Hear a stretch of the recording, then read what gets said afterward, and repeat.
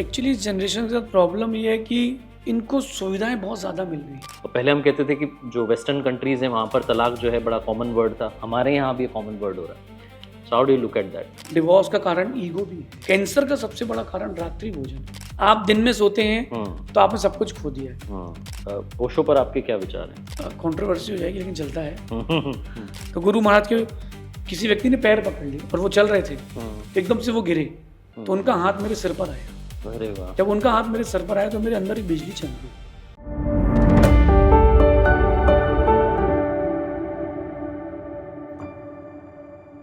किसी ने बड़े कमाल की बात कही कि इंसान उठना चाहे तो देवता से ऊपर उठ सकता है और गिरना चाहे तो राक्षस से नीचे गिर सकता है। ये इंसान पर निर्भर करता है कि कितना बेहतरीन बन सकता है। तो कैसे आप बेहतरीन इंसान बन सकते हैं, कैसे आप अपना बेटर वर्जन बन सकते हैं, उस पर बात करेंगे। गपशप विद कार्तिक में मैं आरजे कार्तिक माय एफएम से सबसे पहले तो सादर प्रणाम करता हूँ। हमारे साथ मेरा परम सौभाग्य है, मैं परम सौभाग्यशाली हूँ और मैं तो ये कह रहा था कि जहाँ आप पधारे हैं वो भूमि भी परम सौभाग्यशाली है। पूज्य मुनि श्री आदित्य सागर जी महाराज के चरणों में वंदन है और सबसे पहले आपको सादर प्रणाम है। आशीर्वाद। और मैं आपसे ये जानना चाहता हूँ कि एक शब्द और एक सवाल आपके पास बार बार आता होगा कि जेनजी को कैसे समझाएं, तो कैसे समझाएं? मैं ये कहूँगा कि स्टेप्स अपन रिवर्स करते हैं। ज़ेन जी को समझाए नहीं, पहले समझे। अगर आप लोगों को समझाने के लिए जाएंगे तो आप हार जाएंगे। पहले समझें। बात मेरी एक छोटे बच्चे से प्रारंभ करता हूँ। 3 साल का 4 साल का बच्चा है, वो गुब्बारे के लिए रो रहा है। तो आप उसको ये समझाओगे कि रात को 2 बज गई है, अभी दुकान बंद हो गई है, वो नहीं मानेगा। उसको समझो, वो कह रहा है गुब्बारा लेने चलना है, चलो गुब्बारा लेने चलते हैं। कौन सी दुकान चलना है तुम ही बताओ। आप उसको लेके जाओ, गाड़ी में घुमाओ, मार्केट घुमाओ, और कौन सी दुकान चलना है, तो वो थोड़ी देर बाद बोलेगा कि गुब्बारे की दुकान तो है ही नहीं। तो आप उससे फिर पूछो कि तुमको और क्या चाहिए। तो ये मत बोलो गुब्बारा नहीं दिला पाऊंगा, ये पूछोगे क्या और चाहिए। जेनजीज को समझाने की जरूरत नहीं है, क्योंकि ये जो जनरेशन है, अकॉर्डिंग टू न्यू साइंटिफिक एक अभी रिसर्च हुई है, आईक्यू लेवल कम हो गया है। पिछले 200 साल में पहली बार ऐसा हुआ है कि ये जो पीढ़ी आई है इसका आईक्यू लेवल कम हुआ है because of foods and stress of mother. तो इनको समझाने की जगह समझना चाहिए कि उसका इंटरेस्ट क्या है, उसके लाइक्स डिसलाइक्स क्या है। तो ऐसा अगर अपन करेंगे तो अपन उसको अपने हिसाब से समझा सकते हैं। यही मेरा बिलीव है। तो मैंने जेनजी को इस पॉडकास्ट में आप जोड़ लिया है। हाँ बिल्कुल। अब मैं प्रारंभ करता हूँ। तो प्रारंभ ये करता हूँ कि आप जबलपुर में रह रहे थे और सब अच्छा चल रहा था। एमबीए की आपकी जॉब, एमबीए आपने कर ली थी, जॉब आप कर रहे थे, शायद अच्छा खासा सब कुछ ठीक ही था। मेरे को जॉब का ऑफर आया था हाँ। उषा कंपनी से 2004 में। अच्छा। बट मैंने ज्वाइन नहीं किया क्योंकि मैं उस समय एक अपना बिजनेस इस्टेब्लिश कर चुका था। ठीक है। तो मुझे जॉब सब से अच्छा तो चल रहा था। हाँ, सब कोई दिक्कत नहीं थी। मटेरियलिस्टिक दुनिया में यू आर हैप्पी। हाँ हाँ, जैसे कहते हैं संतुष्ट थे। हाँ, नहीं हैप्पी थे, हाँ, हैप्पी थे, सेटिस्फाइड नहीं थे। हाँ हैप्पी थे। ठीक है। तो आपको फिर अंदर से ऐसा कहाँ से प्रेरणा मिली कि ये सब त्यागो, अब चलो एक अलग पथ पे चलते हैं और बाकियों को भी दिशा देते हैं? जो सबके लिए ज़रूरी था वो मेरे पास था, लेकिन जो मेरे लिए ज़रूरी था वो मेरे पास नहीं था। वो था सेटिस्फेक्शन। लाइफ में एक सेटिस्फेक्शन होना चाहिए, वो मेरे पास नहीं था। जब सेटिस्फेक्शन नहीं था तो आदमी भटकता है, फ्रेंड्स की ओर जाता है, फूड की ओर जाता है, प्रेम की ओर जाता है।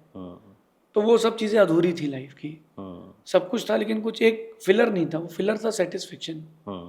जब मुझे गुरुजी मिले, हमारे गुरुजी आचार्य भगवान विशुद्ध सागर जी, जिस दिन वो मिले मेरा लाइफ में फिलर हो गया। जो एक अंदर कमी थी कि मेरे को सेटिस्फेक्शन नहीं था, खालीपन था, हाँ, वो पूरा उन्होंने भर दिया। वो मित्र बन गए, वो गुरु बन गए, वो साथी बन गए। जो प्रेम की जगह खाई थी उन्होंने वो भी पूरी कर दी। लाइफ में मदर फादर भी थे, बट उनसे बढ़कर एक कोई और होता है, तो उन्होंने सारी जब फीलिंग कर दी। तो जब सेटिस्फेक्शन मुझे मिला उनके पास, तो मैंने सोच लिया कि बस लाइफ में अब यही रह गया है, जो ये बोलेंगे वही करना है, जो ये कर रहे हैं वही करना है। तो लाइफ फिर अब ज़्यादा अच्छी हो गई। तो क्या पीस पाने के लिए ये दुनिया छोड़नी पड़ती है, ये वाली मटेरियलिस्टिक वाली? बट ऑब्वियस है, एक व्यक्ति अगर स्विमिंग पूल में या किसी नदी में नहाने जाता है तो कपड़े उतार के जाता है, पहने पहने कोई नहीं जाता। अगर कोई पहन के भी जाता है तो कॉस्ट्यूम्स चेंज करता है। ऐसी लाइफ है, अगर आप जो कुछ भी लिए हो जन्म से मरण तक, अगर वही लिए रहोगे तो चेंज नहीं होगी, आपको चेंज करना पड़ेगा। मैं अभी बिना कपड़े के बैठा हूँ, बट मैं अपने आप को कभी नंगा नहीं मांगता हूँ, क्योंकि मैं साधना को, व्रतों को जैन टर्मिनोलॉजी में कहते हैं रत्नत्रय को धारण किया। तो बहुत सारी माताएं भी दर्शन करने आती हैं, बहनें भी आती हैं, बच्चियां भी आती हैं, पुरुष वर्ग भी आते हैं।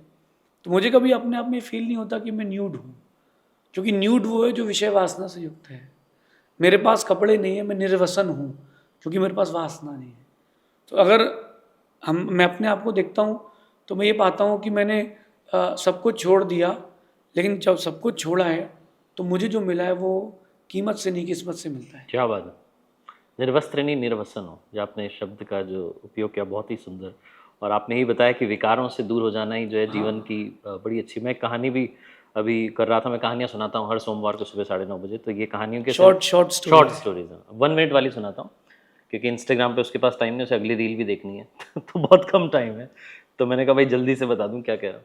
तो उसमें कहानी है कि मनुष्य ऐसा कौन सा कुआं है जिसमें गिर जाता है तो बाहर नहीं आता। तो वो विकारों के कुएं हैं जिसमें चले जाते हैं तो बाहर नहीं आता।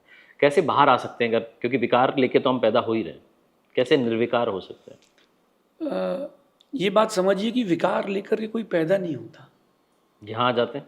पैदा हुआ है बच्चा, 1 दिन का बच्चा है, 10 दिन का बच्चा है, उसके अंदर कोई विकार नहीं, उसको पता ही नहीं कि विकार क्या होता है। उसको अभी ये भी नहीं पता कि ये लोग दिख रहे हैं, ये कौन है। धीरे धीरे वो एक ही व्यक्ति को बार बार देखते देखते फैमिलियर होता है कि ये मेरी माँ है। आवाज़ से, उसके नाम से, उसको गुड्डू बोल देते हैं, छुट्टू बोल देते हैं, तो उससे नाम से फैमिलियर होता है। उसको जो चटा देते हैं उसको लगता है कि यार हाँ यही खाने योग्य चीज़ है। तो बच्चे को कोई पता नहीं विकार क्या होता है। दुनिया में आके लोग देख देख के सीखते हैं, अपने आसपास के एनवायरनमेंट से सीखते हैं। तो जैन दर्शन में कहते हैं कि अगर आप खुद को विकार से रहित रखते हैं या दूर रखते हैं तो आप विकास की ओर जरूर जाएंगे। जैनों के पास बहुत पैसा होता है, खर्चा भी कर दें, बहुत बड़ी बड़ी बोलियां भी लेते हैं, बट ये सब आता कैसे है? वो विकार रहित। जो शराब पीता है वो मांस भी खाएगा, फिर ये सब करेगा तो वैश्यवृत्ति भी करेगा, कहीं ना कहीं फिर वो चोरी भी करेगा, कहीं ना कहीं वो अपने आप को खोने का प्रयास करेगा, क्योंकि उसको आगे और भी कुछ चाहिए। तो एक चीज़ छूट जाएगी तो सब कुछ छूट जाएगी। मैं एक छोटी सी बात कहता हूँ, आपकी शादी हो गई? मेरी शादी हो गई। कोई बात नहीं। ये मान लीजिए कि आपकी शादी नहीं हुई और आपके अंदर कोई विकार नहीं है, कोई किसी भी जेंडर के प्रति आपका कोई अट्रैक्शन नहीं है, कोई विकार नहीं है, आप आरजे हैं, बढ़िया, अच्छा, सब कुछ अच्छा है, तो आपको ज़्यादा पैसे कमाने की भूख भी नहीं रहेगी। क्यों कमाना? आगे कोई है ही नहीं। जिसके पास एक बार विकार आ गया है उसने अपना विकास रोक लिया है। अब हम क्या करें, जिनकी हो गई है तो आप सेटिस्फाइड रहें, अपने पार्टनर के साथ सेटिस्फाइड रहें, लॉयल रहें, आप वहाँ से विकास कर सकते हैं। क्या बात, बहुत सुंदर। एक बात बताइए कि अभी की जो जनरेशन है उसके पास इतना कुछ आ गया है जितना आज से 20 साल पहले वालों के पास नहीं था। महंगे मोबाइल हैं, महंगी कार है, सब कुछ है, महंगे रेस्टोरेंट में जा रहे हैं, अच्छा खा रहे हैं, पी रहे हैं, फ्लाइट में ट्रैवल कर रहे हैं। तो जो सपना था वो तो अभी हम जी रहे हैं। लेकिन मुझे ऐसा लगता है कि जो स्पेशल बात थी पुरानी की, थोड़ा प्रेम था, लगाव था, पड़ोसी के बारे में बातचीत थी। अभी तो पड़ोसी का नाम भी नहीं पता है कौन रह रहा है, उसके घर में क्या चल रहा है। पहले सब कुछ सब पता होता था, रिश्ता बड़े प्रगाढ़ थे। आपको ऐसा लगता है कि बहुत कुछ होते हुए भी अंदर एक खालीपन है अभी के लोगों में, इस जनरेशन में? एक्चुअली इस जनरेशन के साथ प्रॉब्लम ये है कि इनको सुविधाएं बहुत ज़्यादा मिल गई। जब डेवलपमेंट हुआ, व्यक्तिगत डेवलपमेंट की बात कर रहा हूँ, पैसे से, लिविंग स्टैंडर्ड से, तो पहले बच्चे 5, 7, 8 होते थे तो एक ही कमरा, 2 कमरे मिलते थे। अब घर बड़े हैं, मेंबर्स कम है, तो इतनी सुख सुविधाएं इतनी ज़्यादा मिल गई हैं कि बच्चा धर्म को भूल गया। एक अमेरिका से एक माँ आई थी, उसकी बेटी कह रही थी कि कोई क्या ज़रूरत है, जैसे एक औरत अगर 5 आदमी के साथ रह भी ले तो क्या दिक्कत है, उसका शब्द था। और मैंने उससे पूछा कि आप क्या पढ़ रहे हो, तो बोले मैं हायर एजुकेशंस में हूँ, टॉप कॉलेज में हूँ। और धर्म को वो बच्ची नहीं मानती थी। मैं कहता हूँ कि अगर उसके माता पिता पैसा देना बंद कर दें, 1 मिनट के लिए अज्यूम करो वो अनाथ हो गई है, सब धर्म मालूम चल जाएगा कि भगवान क्या होते हैं, परमात्मा क्या होते हैं, गुरु क्या होते हैं, कर्म क्या होता है, सब मालूम चल जाएगा। आप ये कह रहे हैं अभाव ही भाव पैदा करता है। हाँ, अपने पास जो चीज़ें हैं वो अगर अपन ने नहीं संभाली है तो वो प्रॉब्लमेटिक चीज़ हो रही है। आज के जेनजीज के लिए सभी चीज़ें बहुत इजीली अवेलेबल हो गई, बहुत इजीली। अब इतनी इजीली अवेलेबल हो गई तो वो बिखर गए, वो बह गए। हम अपने बच्चों को सुविधाएं कम दें उनसे परिश्रम ज्यादा कराएं। पॉकेट मनी देते हैं आप बच्चों को, बिल्कुल दें, उनका अधिकार है, बट उनसे बोलें कि आज तुम जब कार धोगे इसके बाद हम तुमको पॉकेट मनी देंगे। तुम आज पूरी सीढ़ियों में झाड़ू लगाओ, पूरे ड्राइंग रूम में पोछा लगाओ, फिर मैं तुमको पैसा दूंगा। तुम इतने कितने कपड़े रखे हुए धो, फिर तुमको पॉकेट मनी मिलेगी। उसको ये लगना चाहिए कि मेरी मेहनत का है, तो उसका सही यूज करें। सुविधाओं से अपन दे देते हैं, वो चीजें बिखर जाती है। ये तो मैंने जनरेशन की बात की, अब रिलेशन की बात करता हूँ। रिलेशन में भी every day when you open any news portal, कहीं भी आप जाओगे तो हमेशा कुछ तनातनी की खबर आती है। रिलेशनशिप की मैं बात कर रहा हूँ, आजकल के रिश्ते। और पहले हम कहते थे कि जो वेस्टर्न कंट्रीज़ हैं वहाँ पर तलाक जो है बड़ा कॉमन वर्ड था, हमारे यहाँ भी कॉमन वर्ड हो रहा है। So how do you look at that? एक सबसे बड़ा कारण इसका पढ़ाई है। हो सकता है मेरी बात से कोई सहमत नहीं हो, बट डीपली जाना पड़ेगा आपको इसमें। जो बच्चे बाहर रह के पढ़ रहे हैं, तो सबसे पहली प्रॉब्लम क्या आ रही है कि 8 से 9 से 10 से हायर एजुकेशन के लिए बच्चों को आप भेज देते हैं, तो बच्चे वहाँ अपने बढ़िया पढ़ते हैं, अकेला रहता है बच्चा। आप उन बच्चों को हॉस्टल में भी रख रहे हैं। मेरे बच्चे को कंफर्ट होना चाहिए, तो वो बच्चा अलग से 8 से 12 तक 4 साल तक उसने सेपरेट लाइफ जी ली। जब खाना है खा रहा है, जब सोना है तब सो रहा है, किसी को कोई इंटरफेरेंस नहीं है। कॉलेज नहीं जाना तो नहीं जा रहा है, इंटरफेरेंस नहीं। कॉलेजेस कर लिया उसने, स्टडीज़ कर ली, जॉब कर लिया, अभी भी वो अकेला रह रहा है। भले ही वो विद कैरेक्टर क्यों ना रह रहा हो, वो अकेला रह रहा है, उसको अब अकेले रहने की आदत हो गई। इस बीच में अगर उसका किसी से संबंध हो गया, रिलेशंस बन गए, तो वो जो फर्स्ट रिलेशन होता है वो उसको भूल नहीं पाता, और वो दूसरे रिलेशन सेटिस्फाइड नहीं होता। ये बात बहुत गहरी है। पहले क्या होता था कि 17-18 साल में शादी, 16-15 साल में शादी होती थी। आप अपनी पीढ़ी में जाएंगे, अगर आप 4 पीढ़ी पहले, तो आपको मालूम चलेगा कि 15 साल में आपकी दादी की दादी जो थी उनकी शादी हो गई थी। तो जो भटकने की उम्र थी उसमें उनको एक किनारा मिल गया, डायरेक्शन मिल गया। तो यार वो अपने हस्बैंड से सेटिस्फाइड थे। अब 28 साल 30 साल तक की उम्र में शादी कर रहे हैं। इस बीच कितने लोगों से मिल चुके हैं, वर्बली मिले हैं, किसी से फिजिकली मिले, किसी से अपन देख करके मिले हैं, तो वो कंपेयर करते हैं, फिर आदमी वो रिलेशनशिप टूटती है। और यही सबसे बड़ा कारण है। माता पिता ने बच्चों को पढ़ाया तो है, एजुकेशन बहुत ज़रूरी है, बट एजुकेशन के साथ कैरेक्टर ज़रूरी, ये नहीं पढ़ाया। मेरे को अपने पिताजी का इतना डर था, उनका इतना बड़ा नाम था कि अगर मैं दिन का समय हो या रात का समय में किसी भी गली में घूम रहा हूँ, उनके पास खबर आ जाती थी कि यार राजेश तेरा लड़का यहाँ घूम रहा है। तो मेरे को अपने पिताजी का इतना डर था कि यार वो अगर उनको मालूम चल गया कुछ गलत कर लिया तो यार बहुत गड़बड़ हो जाएगा। तो वो गुडविल रहती थी, समाज का डर भी था। वो सब डर खत्म हो गए just because of one thing, studies. Abroad studies ना करें अपने बच्चों को। कोई मेरी बात से असहमत हो, मेरे को तो यूथ बहुत चाहता है, फिर भी मैं कह रहा हूँ आप खुद में मेरी बात को झांक करके देखिए। गांव का बच्चा जबलपुर पढ़ने आ रहा है, जबलपुर वाला इंदौर आ रहा है, इंदौर वाला मुंबई जा रहा है, मुंबई वाला दिल्ली जा रहा है, दिल्ली वाला लंदन जा रहा है, लंदन वाला कहाँ जाएगा? चांद पे। वो कहाँ जाएगा पढ़ने के लिए? तो आपके पास जो है वहीं रह के पढ़ाई कीजिए। छोटे छोटे गाँव से भी IAS बहुत अच्छे ऑफिसर्स निकले हैं बने। तो एक तो प्रेस्टीज और स्टेटस पॉइंट बन चुका है कि मेरा बच्चा बाहर पढ़ता है, वो he is studying in London. क्या पढ़ रहा है किसी को नहीं पता, आके वो वही कर रहे हैं जो पिताजी कर रहे हैं, उसी गद्दी पे बैठ के वो कपड़ा काट रहे हैं। तो पहले से आए, हाँ लंदन से आए, लोगों को बताने के लिए कि मेरा बेटा लंदन से है। तो ये चीज स्टेटस बन गई है, उसको चेंज करना पड़ेगा। शिक्षा अगर चारित्र के साथ दी जाती है तो वो देश के लिए, विश्व के लिए, समाज के लिए व्यक्तिगत रूप से भी बहुत ऊंचा ले जाती है। आपने कहा कि डर आवश्यक है, तो एक बड़ी फेमस लाइन है, डर के आगे जीत है। लेकिन मैं इसमें जोड़ना चाहूंगा कि डर के साथ प्रीत है। डर रहेगा तो शायद प्रेम बना रहेगा। मेरा कहना ये है कि डर के आगे डर है, जीत नहीं है। जीत नहीं है, कहाँ से जीत है? हार के आगे हार ही है। तो आपको अगर जीतना है और डरना है, निडर होना है, तो डरो नहीं। ये डर नहीं है, ये मर्यादा है, ये हमारे कुल की मर्यादा है। क्या बात? जिस पैशन से या जिस इच्छा से, जिस भाव से आप अपनी वाइफ का हाथ पकड़ते हो, उस भाव से अपनी बेटी का हाथ नहीं पकड़ते, अपनी बहन का नहीं पकड़ते, अपनी माँ का नहीं पकड़ते। ये डर नहीं, ये मर्यादा है, और ये ज़रूरी है। और यही भारतीय सभ्यता को बचा के रखेगी। इंडिया हिंदी में एक भी आज तक कोई मुझे बता नहीं पाया कि हिंदी में तलाक को हिंदी में, डिवोर्स को हिंदी में क्या कहते हैं। बिकॉज हमारे संस्कृति में वो शब्द ही नहीं था। क्या बात। संस्कृत में भी मुझे कोई शब्द नहीं मिला, प्राकृत में भी कोई शब्द नहीं मिला। एक अपभ्रंश भाषा है जो मध्य में 300 साल चली, उसमें भी कोई शब्द नहीं। तलाक बाहर का है, डिवोर्स बाहर का है, और जो अट्रैक्शन हो रहा है ये भी बाहर का है। तो अगर कोई किसी का एक बहुत पर्सनल रीजन है तो मैं उसके लिए नहीं कहता हूँ, बट डिवोर्स का कारण ईगो भी है। मैं भी कमाती हूँ, तुम भी कमाते हो, तो मैं कपड़े धोऊंगी तो तुम बर्तन धो, मैं खाना बनाऊंगी तो तुम सर्व करो, क्योंकि मैं भी कमाती हूँ, EMI मैं भी भरती हूँ, तो वो एक ईगो क्लैश होता है। तो करना चाहिए पुरुष को भी, घर के काम में हाथ बटाना चाहिए। नहीं, हाथ तो बटाना चाहिए, नो डाउट, बट ईगो की सेटिस्फेक्शन के लिए नहीं, खुद से। हाँ, मैंने अपनी माँ को देखा है, परिवार में बहुत सारी और भी लेडीज को देखा है, वो हाउस वाइफ थे और बेस्ट हाउस वाइफ थे। एक काम दुकान का है, एक काम घर का है, वो घर का राजा है, घर का जो राजा है वो पत्नी है, दुकान का जो राजा है पति है। पति सिर्फ पैसा कमाता है, पत्नी बच्चों को जन्म देती है, संस्कार देती है, उस पैसे को खाना बनाती है। पत्नी क्या नहीं करती है। तो लोगों को लगता है कि हाउस वाइफ में दिन भर क्या करूं।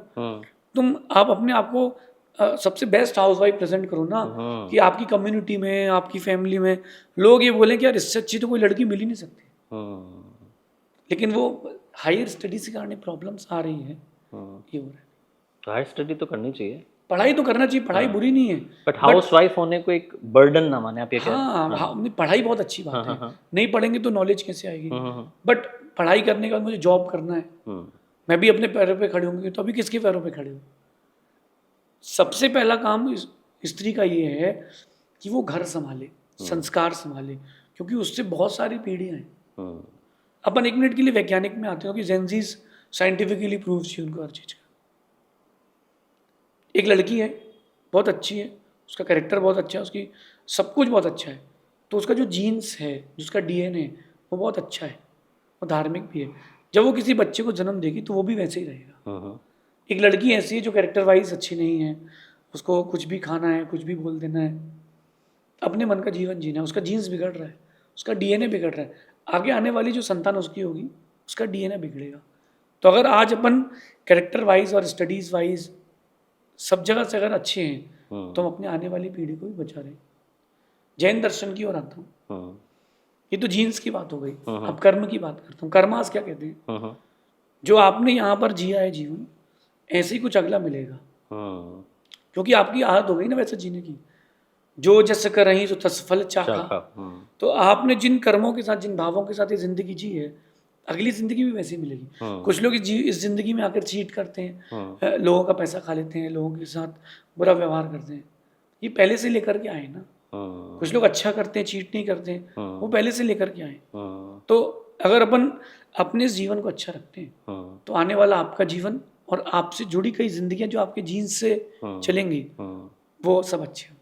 तो बहुत सारे प्रश्न है मेरे पास, और प्रश्नों में प्रश्न आते भी जा रहे हैं, तभी तो मैं इस क्यू कार्ड को भी नहीं बदल पाया हूँ। तो मैं आपसे ये जानना चाहता हूँ कि अनुशासन बहुत आवश्यक है, और अभी की जनरेशन हो या कोई भी हो जो सफलता नहीं पाया, मुझे ऐसा लगता है कि उसने अनुशासित जीवन नहीं जिया। तो जो डिसिप्लिन रहता है वही लाइफ में टॉप पे जाता है। और जब आपकी बात आती है, आप संतों की बात आती है, मुनियों की बात आती है, आपका अनुशासन बहुत मतलब ऐसा है जिसको हम भी करना चाहें कभी, लेकिन शायद असंभव है। अभी मैंने सुना कि आप ना पंखा, ना AC, ना कुछ, नंगे पैर चलना, और दिन में एक ही बार आहार और जल भी एक ही बार ग्रहण करते हैं। और कुछ बताइए अपनी दिनचर्या के बारे में, और कैसे ये सब संभव हो पाता है ये भी बताइए। देखिए, एक शब्द आता है असी धार, असी तो तलवार, तो एक धार वाली तलवार है, उस पर चलना है नंगे पैर। इसका नाम दिगंबर मुनि है। इतना कठिन है, लेकिन ये उनके लिए जिनको वैराग्य नहीं है। मैं आपको दिनचर्या अपनी बताता हूँ, बट उसके पहले मैं पूछता हूँ कि आप आलू खाते हैं? खाता हूँ आलू। क्या आप आलू छोड़ पाएंगे? Yes no? शायद छोड़ दूंगा, बट नहीं छोड़ना चाहूँगा। नहीं छोड़ पाओगे क्या आप उसको? अभी तो नहीं छोड़ना, नहीं छोड़ पाओगे। लेकिन डॉक्टर, आपको कोई बीमारी हो गई और डॉक्टर ने कहा कि आलू खाओगे तो जिंदा नहीं रहोगे, फिर छोड़ दूंगा तुरंत। तो जब अपनी जिंदगी पर बात आती है तो व्यक्ति सब कुछ करता है। जब किसी को वैराग हो जाता है और उसके लिए मोक्ष की बात आती है तो साधक कुछ भी कर लेता है। क्या बात। तो मैं अपनी दिनचर्या की बात करूँ तो अर्ली मॉर्निंग 3 to 3:30 के बीच में मैं उठता हूँ। रात को सोते समय अगर मन में या क्योंकि हम तो एक ही जगह सोते हैं, चलते फिरते भी नहीं है, फिर भी अगर किसी जीव को विराधना कर लियो, किसी के बारे में बुरा सोच लिया हो, उसके लिए प्रतिक्रमण। फिर 1 घंटे का मेडिटेशन, सामायिक ध्यान। आफ्टर दैट हम लोग स्तुति वंदना करते हैं, भगवान की भक्ति करते हैं, गुरु की स्मरण करते हैं, और इसके बाद फिर क्लासेस चालू होती हैं जो हम नए ट्रेंड कर रहे हैं साधक। आपके सामने एक बच्चा बैठा है, वो भी एक बहुत छोटा साधक है, 12 साल की उम्र से वो साधना चालू कर दी उसने। उनको ट्रीट करना, उनको कैसे इस मार्ग पर ढालना है। फिर आगे बढ़ते बढ़ते शुद्धि के लिए बाहर जाते हैं। यूँ यहाँ टॉयलेट में नहीं जाते हम लोग, बाहर जाते हैं जहाँ पर खाली हो, जहाँ कोई जीव ना हो, क्योंकि जो वो पॉट होता है वहीं पर उसी पे ही सब लघु संकाति जाती है, तो वहाँ बहुत जीव होते हैं। फिर आफ्टर दैट हम लोग भगवान की भक्ति करने का स्वाध्याय करते हैं। जो जितना पढ़ेगा, आप राइटर भी हैं, आप लिसनर भी हैं, आप रीडर भी हैं, जो जितना पढ़ेगा वो अपने जीवन में उतना नया नया अपने आप को कर पाएगा, फ्रेश कर पाएगा। तो जैनों कि आप जाओगे तो कोई ना कोई, कहीं ना कहीं कोई बुक मिलेगी। बिल्कुल। क्यों मिलेगी? क्योंकि वो लोग रीडर होते हैं तो फ्रेश रहते हैं, कुछ नया नया। तो स्वाध्याय करते हैं, इसके बाद धर्मोपदेश होता है सभी लोगों के लिए, जो भटके उनको रास्ता दिखाने के लिए। फिर आहारचर्या के लिए जाते हैं, अब वो जितना दूर जो ले जा ले। जैसे आज मेरी विधि थी, विधि मतलब कि मैं किसके यहाँ जाऊँगा। अब ऐसा व्यक्ति अगर किसी के यहाँ जाएंगे तो गड़बड़ हो जाएगा। आज मेरी सुपाड़ी की विधि थी कि जो सुपाड़ी से मुझे पड़गान करेगा, बुलाएगा, उसी के जाऊँगा। सुपाड़ी खाना नहीं है, लेकिन सुपाड़ी नहीं दिखेगी तो नहीं खाऊंगा आज। अच्छा। ये मेरा आज प्रतिज्ञा है। तो 2-3 चक्कर के बाद मुझे आज सुपाड़ी दिख गई, तो आज मेरे आहार उनके यहाँ हो गए। फिर आहार लेने के बाद मुझे खड़े होकर के लेना है, पैर भी नहीं हिलाना है। पब्लिक आती है, घूमती है, भीड़ होती है, लेकिन अपन को शांति से लेना है, साधु हैं। फिर आकर के फिर 1 घंटे का मेडिटेशन। आफ्टर दैट स्टडीज चालू करते हैं, क्लासेस लेते हैं, धर्मोपदेश होता है। यही क्रम रात तक चलता है। और रात को 7, 7:15 के बाद फिर मौन ले लेते हैं, फिर मौन पूर्वक अपनी साधना। कितनी बजे आप विश्राम के लिए जाते हैं? विश्राम के लिए लगभग 10 बजे। मतलब 5-6 घंटे का? 5 घंटे बहुत है नींद। मेरा मानना है कि नींद यानी अर्ध मृतक सम अवस्था है। सो गए यानी मृतक तुल्य है। 60 साल की किसी की उम्र है तो 1/3 एज वो सोते सोते निकालता है। जेंजीज में 8 घंटे सोता है, तो 1/3 एज तो उसने सोते सोते निकाल दी। उसके पास एफिशिएंसी के लिए 40 साल मिले अपने आप को प्रूव करने के लिए। उसमें भी स्क्रीन स्क्रॉल करने में, लोगों के बारे में बुरा सोचने में, कुछ करने में, खाने में, फ्रेश होने में 20 साल निकाल देता है। 20 साल में क्या करेगा इंसान? तो जल्दी उठें, ज़्यादा एफिशिएंसी रखें। जब मैं लिखता हूँ कोई ग्रंथ, तब मैं घड़ी बंद कर लेता हूँ। अच्छा। लोग बोलते हैं कि 1 बज गया, अब आप सो जाओ। तो ये चीज़ रहती है, पैशन रहना चाहिए। पैशन होना चाहिए। अच्छा ये बताइए कि ये सोने वाली बात पर, कि काफ़ी सारे लोग कहते हैं सुबह जल्दी जग के क्या ही हो जाएगा, क्योंकि आजकल तो जल्दी जगने के बाद भी तो रील ही देख रहे हैं। तो मेरे को लगता है कि नींद तो पूरी कर लो। आप इस पर क्या कहोगे, कितनी बजे जगना चाहिए? मतलब व्हाट डू यू थिंक? तो कितने बजे? आयुर्वेद और नीति दोनों एक बात कहती है कि जो व्यक्ति सूर्योदय के बाद उठता है उसके जीवन का अस्त जल्दी होता है। आप ये देखो कि स्लीपिंग मैनेजमेंट ही लाइफ का पूरा मैनेजमेंट है। एक व्यक्ति 10 बजे सो के उठा है क्योंकि वो रात को 3 बजे सोया है। 10 बजे सो कर के उठा है तो सो के उठने के तुरंत बाद भूख किसी को नहीं लगती, 1-2 घंटे बाद भूख लगती है। तो 12-1 बजे तक वो नाश्ता करेगा, 3 बजे तक खाना खाएगा। अब 3 बजे खाना खाएगा तो उसको फिर रात को 10 बजे फिर भूख लगेगी, इस बीच में उसको भूख नहीं लगेगी। तो 10 बजे खाना खाएगा तो फिर वो खा करके सोएगा।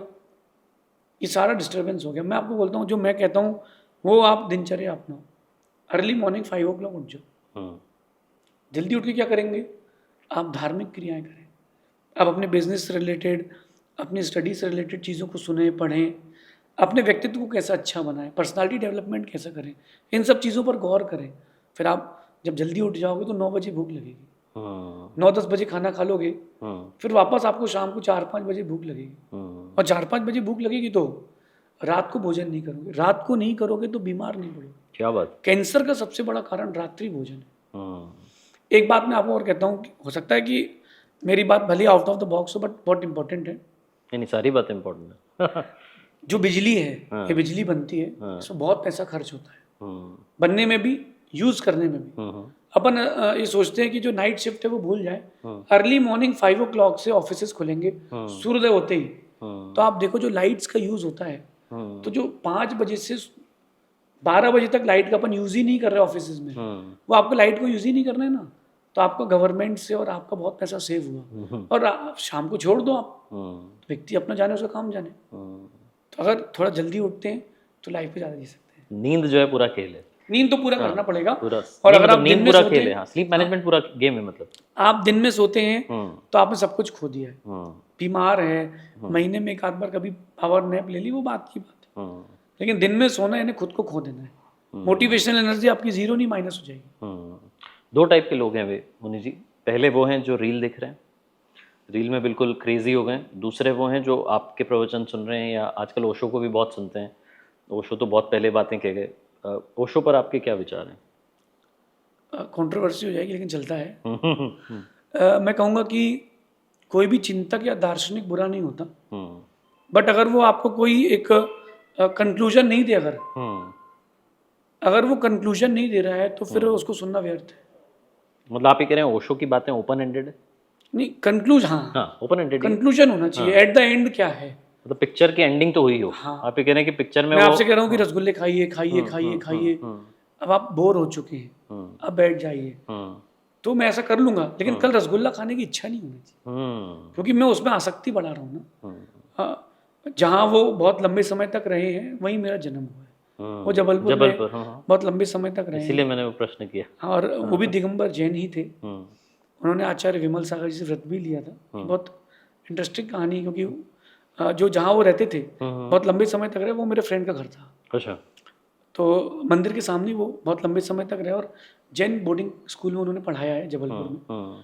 तो बट फिलोसोफर बहुत अच्छे थे, उन्होंने बहुत अच्छी बातें करी, लेकिन कंक्लूजन आना चाहिए चीज़ों का। मैं कहता हूँ कि आप अपन ये बात कर रहे हैं, सर कोई कंक्लूजन तो आए। वो वैसा नहीं हो जाए कि फटाफट 1 to 1 खुलासा हो रहा है, 4 रिपोर्टर बैठे हैं, 5,000 रुपये देकर किसी को बुला लिया है, कंक्लूजन कुछ आए नहीं, एक दूसरे को चिल्ला करके गाली देकर के चले गए, रील कट गई। टीवी की डिबेट ऐसी होती है। हाँ, वो सब चीज़ें नहीं, कंक्लूजन आना चाहिए। तो आज का जो यूथ है वो कंक्लूजन पर नहीं जा रहा है, निष्कर्ष तक नहीं पहुंच रहा है। तो जब तक निष्कर्ष नहीं आएगा, आनंद नहीं आएगा, हर्ष नहीं आएगा। टेस्ट मैच भी खेलते हैं तो ड्रॉ होता है, तो निष्कर्ष तो आता है कि ड्रॉ हुआ है। अब खेल ही रहे हैं तो मतलब क्या हुआ, पता नहीं चलेगा। अच्छा, एक बात बताइए कि आज का इंसान जो है बाहरी परिस्थितियों से दुखी है या आंतरिक से दुखी है? मेरा मानना है कि आदमी दूसरों को देख करके ज्यादा दुखी हो रहा है। सब कुछ अपन जहाँ बैठे हैं, फॉर एग्जांपल इस बंगलो में एक बाहर कार खड़ी है ऑडी, बट पड़ोसी के पास जो है इससे महंगी कार है, टेस्ला है। उसके मन में आता है अपन को भी टेस्ला लेना है। ये वाला घर माना कि 5 फ्लोर का और अगले का 7 फ्लोर का है, 2 फ्लोर तो और डालना है, उसका 3,000 स्क्वायर फीट का अपन को बाजू वाला मकान लेके अपने को 7,000 करना है। ये कंपटीशन चल रहा है, बोलता कोई नहीं है तो चल रहा है, बट अंदर चल रहा है। सोना उसी 6x6 की जगह पर ही है, फिर भी इतना बड़ा रूम क्यों? एक व्यक्ति के, मैं आर पर गया था, उसका जो बेडरूम था वो 1,000 स्क्वायर फीट का था। 1,000 स्क्वायर फीट के बेडरूम की क्या जरूरत है? तुमको 6x6 में तो रहना है, बट मेरे कमरे में ही सोफे होना चाहिए, मेरे कमरे में ही पूल होना चाहिए, क्या भूल है? क्या बात है। अच्छा, ये बताइए कि गुरु महाराज जी के जब दर्शन हुए आपको, थोड़ा सा बताइए कि उसकी, हो सकता है आपने बताई हो पहले अपने इंटरव्यूज़ में या पॉडकास्ट में, फिर भी मैं जानना चाहूँगा मेरे लिए भी कि उस पल ऐसा क्या हुआ कि आपका जीवन ही बदल गया उनके दर्शन के बाद, या दर्शन के अलावा जो उनके विचार थे उसे सुनने के बाद कैसे बदला? पहली बात तो ये कि मैं गया नहीं था, मुझे भेजा गया था ज़बरदस्ती। अच्छा। मैं मंदिर जा रहा था पूजन करने, और फादर ने कहा कि नहीं, तुम पहले उनके पास, एक बहुत अच्छे महाराज हैं, जाओ क्या। तो मैंने कहा मैं 10 बजे चले जाऊंगा, दर्शन कर लूंगा, क्योंकि मुझे तो अभी मंदिर जाना है। मेरी टीम वहाँ, सब हम लोग सब जो हमारी टीम थी सब पूजा के लिए रेडी थे, और जैन दर्शन में पूजा है ना 1-1.5 घंटे चाहिए। तो ज़बरदस्ती, और वो फादर का बोलना, और मैं फादर को भी मना नहीं किया कभी। मैंने कहा जी, गुस्से में मैं चला गया, बाहर बैठा रहा मंदिर के, कि मैंने कहा आज तो दर्शन ही नहीं करना। वो लोग अच्छे हैं जो मंदिर नहीं जाते, कम से कम सुनना तो नहीं पड़ता। बच्चा था मैं उस समय, 2008 की बात है, मैं 22 साल का था। फिर मन में आया कि चलो यार दर्शन कर लेते भगवान के पास बैठ गया, भक्तामृत पढ़ा रहा और भक्ति करता रहा। फिर मन में आया चलो यार अब आए हो तो दर्शन भी कर लो। गुरु भक्त तो अपन है, लेकिन गुस्से में थे उस दिन, क्योंकि मैं पूजा नहीं कर पाया, मेरी पूजा छूट गई। और मैं जाकर के बैठ गया, उनके प्रवचन चालू हुए गुरु जी के। अब एडिकेट्स कहते हैं कि वहाँ से उठ के नहीं जाना चाहिए। आप अगर सभा में सबसे आगे बैठे हो तो जब तक सभा खत्म नहीं हो आपको उठना नहीं चाहिए। मैं बैठा रहा, समझ में कुछ नहीं आया, सुनता रहा, ऐसा लगा कि पीस है। तो मैं सुनता रहा, मैंने कहा सब कुछ हो गया है, अब गुरु महाराज के चरणों छू लेते हैं। तो जब गुरु महाराज चलते हैं तो लोग, हजारों लोग उनके ऊपर झूमते हैं, और वो कभी किसी को धक्का नहीं देते, मना नहीं करते, कोई बाउंसर नहीं लगवाते, कोई अगर नाखून भी लग जाता है किसी का तो वो कुछ नहीं कहते, बहुत बोले मैं पब्लिक प्रॉपर्टी हूँ, बहुत खुश रहते हैं। तो गुरु महाराज के किसी व्यक्ति ने पैर पकड़ लिए और वो चल रहे थे, तो एकदम से वो गिरे, तो उनका हाथ मेरे सिर पर आया। अरे वाह, जब उनका हाथ मेरे सर पर आया तो मेरे अंदर एक बिजली चमकी, अंदर से एक ही आवाज़ आई, बस यही है, जिसकी तलाश थी वो मिल गया। क्या बात। बस उनसे मिले और उस दिन के बाद से ऐसा इंटरेक्शन हुआ और ऐसा अट्रैक्शन हुआ, मुझे पता ही नहीं चला कि मुझे वैराग कब हो गया। मैं यहाँ पर आ गया, मेरे खानदान में, मेरे दोस्तों में कोई नहीं बोल सकता कि मुझे वैराग आ सकता है। वो इसलिए नहीं बोल सकता क्योंकि वैसा नेचर नहीं था, बट गुरु महाराज का ये अट्रैक्शन रहा कि उन्होंने मुझसे कभी नहीं कहा कि तुमको मुनि बनना है। उन्होंने हमेशा ये कहा कि तुम में बहुत पावर, तुम बहुत कुछ कर सकते हो। मेरा एक बिलीव था 2008 के पहले तक किसी कारण से कि मैं अपने आप को दुनिया का सबसे बदसूरत इंसान मानता था। अच्छा। 2008 तक एक दिन गुरुजी बोले मुझको कि अगर तू मुनि बनेगा ना बहुत सुंदर लगेगा। मैं बहुत सुंदर लगूंगा, ये बात मुझसे पहली बार किसी ने कही थी। मैं घर गया, मेरे कमरे में, रूम में एक आईना था 8 फीट का, मैंने कपड़े उतारे, मैंने खुद को देखा, अपन कैसे लगेंगे और अच्छे लगेंगे। ये बात समझने की है कि दूसरे ने जो मुझसे कह दिया कि तू सुंदर नहीं है, तो मैंने अपने आप को बदसूरत मान लिया। आज के जेंजीज भी ऐसे हैं, किसी ने बोल दिया तुम इतने अच्छे हो तो तुम अच्छे हो गए, किसी ने कह दिया तुम बुरे हो तो तुम बुरे हो गए। ये जेंजीज की प्रॉब्लम है, ये मेरे साथ थी। बट गुरु महाराज के साथ रहते रहते राग से वैराग्य और वीतराग तक कब आ गई पता नहीं चला। क्या बात है, बहुत सुंदर। तो शायद you are the chosen one जो कहते हैं। हाँ। तो मैं एक चीज़ जानना चाहूँगा कि अभी की जनरेशन की एक बड़ी प्रॉब्लम मुझे ऐसा लगता है कि वो ये भी है कि we have got so many options. Reel है तो वहाँ 50 पता नहीं कितने अकाउंट्स हैं, खाने जा रहे हैं तो 5-6 पेजेस का पूरा एक मेन्यू होता है, ऐसा लगता है कि किताब पढ़ने के लिए दे दी है। कॉफ़ी है तो 10 तरह की कॉफ़ी है। क्या बहुत सारे ऑप्शंस होना, बहुत सारे विकल्प होना जो है वो भी गड़बड़ कर रहे हैं? देखिए, मैं मानता हूँ कि ऑप्शंस बुरे नहीं हैं। अगर आप ऑप्शंस पर जा रहे हैं इसका मतलब है कि आपके पास डिसीजन मेकिंग नहीं है। मैं ज़्यादा ऑप्शंस पे नहीं जाता हूँ। फॉर एग्जांपल अगर कोई मुझसे बोलता है कि किस रूम में रुकना है, तो मैं 2 में से बोलता हूँ 5 भी रूम दिखाए ये ठीक है, बोले आप और देखिए, नहीं मैं इसमें सेटिस्फाइड हूँ। जितने ऑप्शंस मिलेंगे व्यक्ति उतना कंफ्यूज होगा, डिसीजन मेकिंग उतना जाएगा। तो ऑप्शंस बुरे नहीं है, आपका डिसीजन मेकिंग होना चाहिए। मैं अपने डिसीजन लेने बहुत पक्का हूँ, और जो डिसीजन जितनी जल्दी लेना चाहिए उतना जल्दी लेता हूँ, जो जितना धीरे लेना चाहिए उसको उतना धीरे लेता हूँ। कोई मेरे पास आता है कि मैं वैरागी हूँ, मुझे आपके साथ चलना है, तो मैं जल्दी नहीं करता हूँ। मैं पहले देखता हूँ, क्योंकि कच्चे मटके को साथ ले जाऊंगा तो पानी नहीं पी पाऊंगा, वो टूट जाएगा। मैं पकाता हूँ उसको। लेकिन अगर मुझे कोई और बात करना है किसी से, जैसे आपका पॉडकास्ट आया था तो मैंने कहा ओके डन, सिंगल वर्ड्स में डन। मैंने ये भी नहीं बोला कि इनकी प्रोफाइल दिखाई है कि कितने फॉलोअर्स हैं, क्योंकि जो आपके पास तक आ रहा है ना, ये मत देखो उसको कितने लोग सुनते हैं, वो आपके पास आ रहा है ना, आपका है। अरे प्रभु, जय हो। मुझे एक बात बताइए, जब ये पहली बार वैराग हुआ और आपने बताया कि गुरु महाराज ने आपको बोला कि ठीक है, आपके पिताजी ने ये तो नहीं बोला कभी कि मैंने गलती से भेज दिया तुझे उस दिन, यार नहीं भेजता, ऐसा कुछ बोला? उनका रिएक्शन क्या था? वो बहुत खुश थे। अरे वाह। मेरी माँ भी बहुत खुश थी, क्योंकि वो लोग पहले से ही धर्मात्मा थे। जो भी साधु हमारे वहाँ आते थे तो हम लोग सबसे पहले हम ही लोग मिलते थे दर्शन के लिए। उनको चर्या कराना, आहार कराना, सबसे पहले हमारा चौका लगता था। मेरी माँ की इच्छा थी कि वो साधिका बने, आरिका बने, तो मेरी माँ की 5 फ्रेंड्स थी, तो उसमें से 3 तो आरिका मतलब साधिका बन गई, एक जो थी वो ब्रह्मचारिणी बनी रही क्योंकि उनका स्वास्थ्य ठीक नहीं था। और मेरी माँ की शादी हुई, मैं ये नहीं कहूँगी ज़बरदस्ती हुई, उनकी चॉइस से हुई शादी। नाना ने कहा कि अच्छा लड़का, इससे शादी कर लो, नियर बाय हाउस है, अच्छा परिवार है, त्यागी रति लोग, कर दी उन्होंने। बट मेरी माँ के अंदर था कि मुझे शादी का बनना था, आरिका बनना था, बन नहीं पाई। जब मैं बढ़ा तो उन्होंने सिर्फ एक ही बात बोली कि बेटा वन वे है, तू जा, लौट के नहीं आना। लौट के आओगे तो तुम गुरु को बदनाम करोगे, खुद को बदनाम करोगे, हमारी भी नाम खराब होगा, तो तू लौट के नहीं आना, तो स्टेप बाय स्टेप बढ़, तुम जितने कदम चलना चाहो चलो, लेकिन पीछे मुड़ के मत देखना। बहुत सुंदर। मुझे एक चीज़ बताइए कि धर्म जो है अभी का पूजा पाठ तक सीमित रह गया है, या धर्म का जो यथार्थ वर्जन है वो नहीं पहुंच पा रहा लोगों तक? बिल्कुल सही। आज की जो जो धार्मिक लोग हैं वो केवल पूजा पाठ स्वाध्याय करना इसी तक धर्म को सीमित कर दी, जबकि धर्म बहुत वास्ट है। आपने साइकिल देखी होगी, साइकिल में स्पोक्स लगे होते हैं, तो एक स्पोक के दम पर साइकिल नहीं चलती, उसमें 100-500 स्पोक्स लगे होते हैं, उनके दम पर भी साइकिल चलती है। यही धर्म है।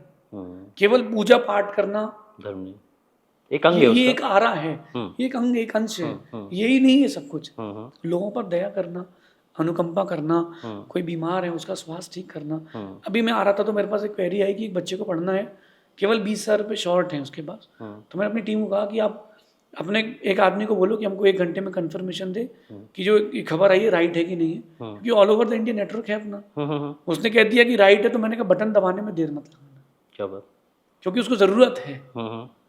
तो ये अनुकंपा करना है, दया करना भी धर्म है। कोई बीमार है, किसी जीव की रक्षा करना, ये भी हमारा धर्म है। शुद्ध भोजन करना, दूसरों को कराना, ये भी अपना है धर्म है। अच्छे शब्दों को कहना, दूसरों से अच्छे शब्द सुनना, ये भी धर्म है। धर्म बहुत बड़ा है।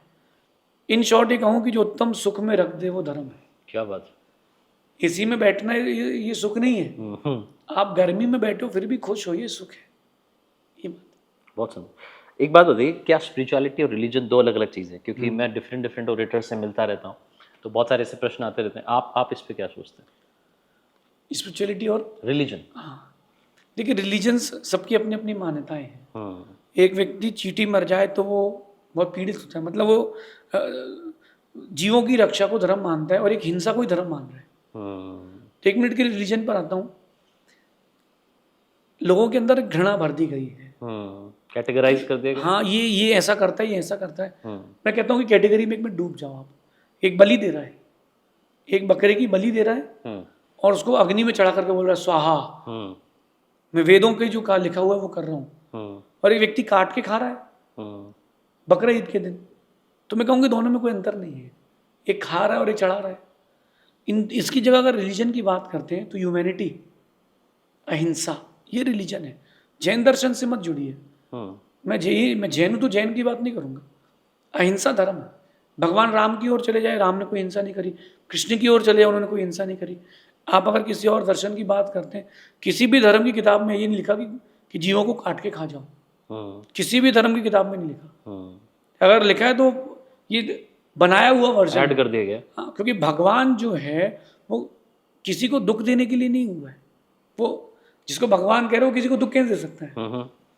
रिलीजन है। स्पिरिचुअलिटी के लिए मैं कहूँगा कि लोगों की अपनी अपनी इसमें सोच है। कुछ लोग शांत रहने को स्पिरिचुअलिटी कहते हैं। कुछ लोग अगर अच्छे लाइट कपड़े पहनते बोले वो आध्यात्मिक है। नहीं, ये शब्दों में है, कोई आध्यात्मिक बना नहीं। अध्यात्म का मतलब, स्पिरिचुअलिटी का मतलब ये होता है कि सबके साथ रह कर के भी अपने आप को सबका नहीं मानना, खुद का मानना, इसका नाम अध्यात्म है। तो एक अध्यात्म है आप लोगों का कि आप घर पे परिवार में रहो लेकिन किसी को अपना मत मानो। एक अध्यात्म हमारा, हम सबको छोड़ देते हैं और अपना नहीं मानते। आप सबके साथ रह करके अपना नहीं मानते हो। एक आप लोगों की स्पिरिचुअलिटी, मेरी स्पिरिचुअलिटी, मैं किसी के साथ नहीं रहता हूँ, मैं अपना किसी को मानता ही नहीं। मेरा सेट यही है, एक पीछी वो मेरा कमंडलू, वो हाथ धोने के लिए, शुद्धि के लिए, और मेरा ग्रंथ, ये मेरा वो है, असेट है, और मैं इनको अपना मानता हूँ, बाकी किसी को अपना नहीं मानता। तो ये अपनी अपनी स्पिरिचुअलिटी है। जैन धर्म की ऐसी कौन सी बात है जो आप चाहेंगे कि या बताना चाहेंगे जो आज की जनरेशन की बहुत सारी प्रॉब्लम सॉल्व कर सकती है? एक बात अगर कोई आपको एक लर्निंग हमें देनी हो। देखिए, जैन दर्शन कहता है कि अनासक्ति कंप्लीट पैकेज है। अटैचमेंट मत रखो। हाँ, किसी भी चीज़ से इतना अटैचमेंट मत रखो कि आपको उसके अनुसार चलना पड़े।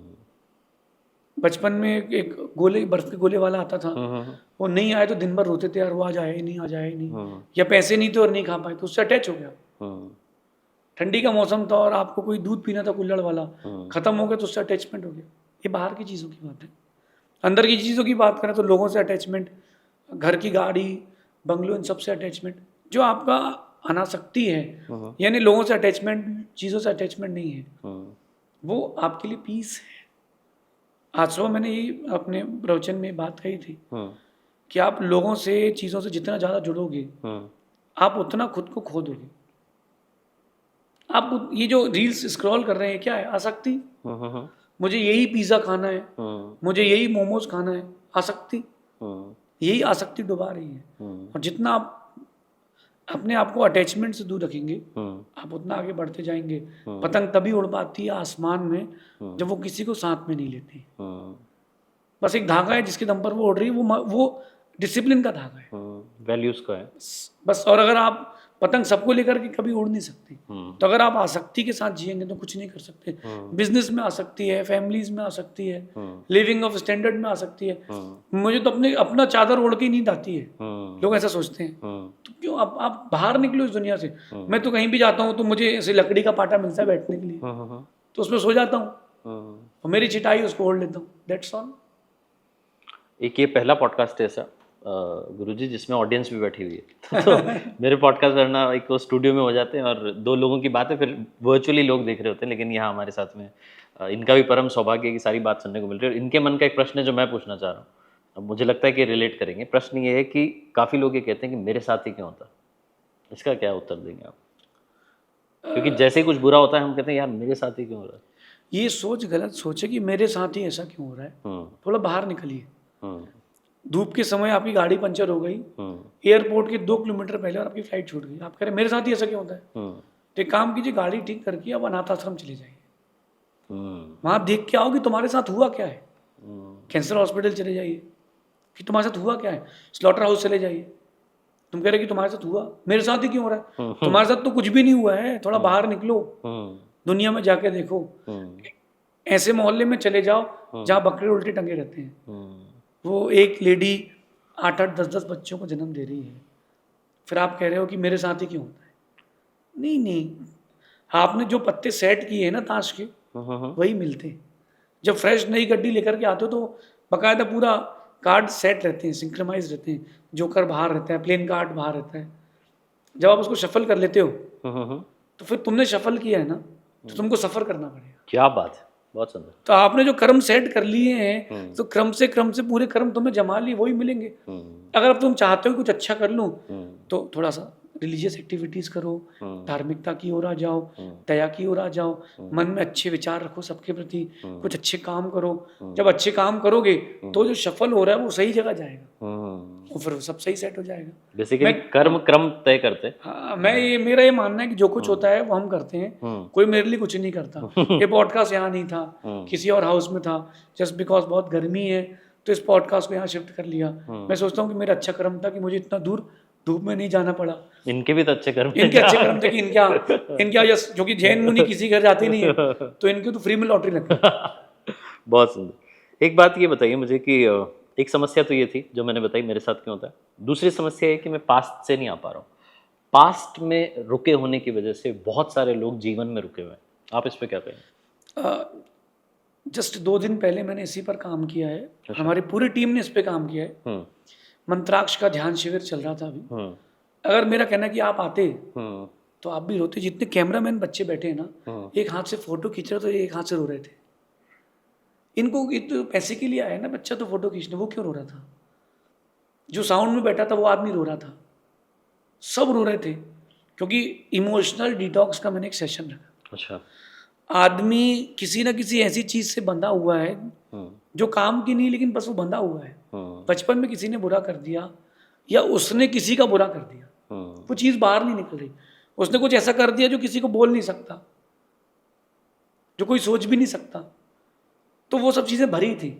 तो इस इमोशनल डिटॉक्स के सेशन में frequency, sound, light, commentaries, paper, अपने दिल की बात बाहर निकालना, इन सब चीज़ों के द्वारा हमने व्यक्ति को डिटॉक्स किया और फिर सबको खुश करके भेजा। तो मैं मानता हूँ कि मैं भी 8 साल बाद थोड़ा 10 मिनट के लिए रो लिया था। अच्छा। कि कुछ चीज़ें भरी थी पुरानी कि यार उसने मेरे साथ ऐसा क्यों किया था, उसने ऐसा क्यों किया था। ये जो चीज़ रह गई बाहर निकालना ज़रूरी है। बंधा हुआ है व्यक्ति धागे से। ये आप समझिए कि एक नकली सांप है और किसी ने प्रैंक करने के लिए आपके कुर्ते पीछे पिन कर दिया उसको। जब पिन कर दिया है और आप दौड़ रहे हो तो सांप आपके पीछे दौड़ रहे हैं। कब तक दौड़ेगा? जब तक आप दौड़ोगे। रुक जाओ, 1 मिनट, पिन निकाल के फेंक दो। वो पिन निकालना जरूरी है। इसी को इमोशनल डिटॉक्स कहते हैं।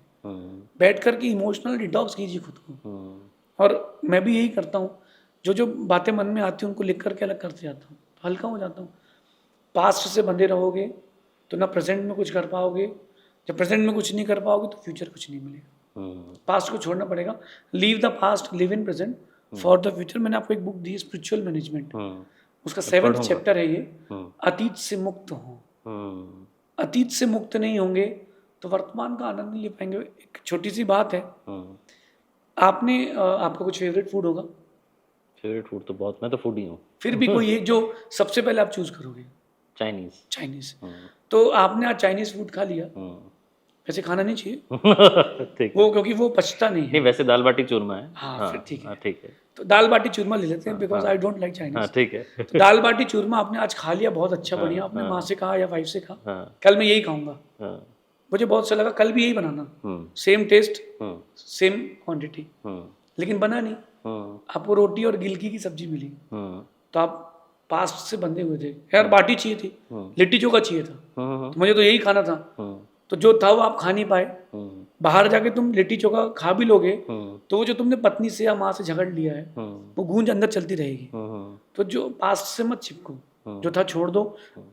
रोटी मिली ना, आज रोटी खा लो, कल फिर खा लेंगे, प्लीज कल बना देना मम्मी, चलो बेटा कल बना देंगे, बात खत्म।